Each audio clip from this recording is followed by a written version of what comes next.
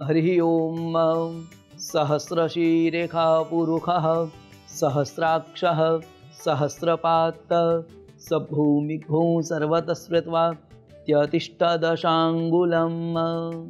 परमात्मा के सूक्ष्म स्वरूप का निरूपण करते हुए सुखदेव जी महाराज वेद की ही व्याख्या कर रहे हैं कि त्यतिष्ठ दशांगुलम।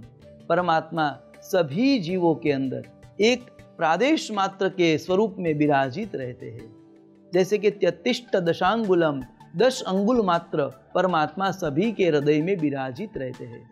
प्रादेश मात्रम पुरुषम प्रपद्ये, ऐसा शास्त्र में कहा गया है कि हर कोई जीवात्मा के अंदर उसके हाथ की पहली उंगली और अंगूठे से ऐसे नापने से जितनी जगह बनती है उतनी जगह उसके हृदय में परमात्मा विराजित रहते हैं। त्यतिष्ठ दशांगुलम, परमात्मा का ये सूक्ष्म स्वरूप है जो हर कोई जीव में होता है। इसलिए देखो ये परमात्मा का स्वरूप हर कोई के जीव के अंदर रहता है।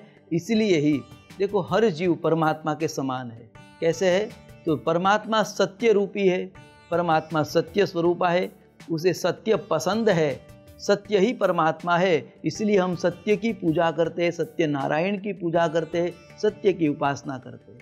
दया, धर्म, पवित्रता, ये सब चीज परमात्मा के अंदर विराजित है। इसलिए हर कोई जीव के अंदर ये सब चीज उपस्थित है। वो देने के लिए कुछ भी दे, पर उसे चाहिए क्या?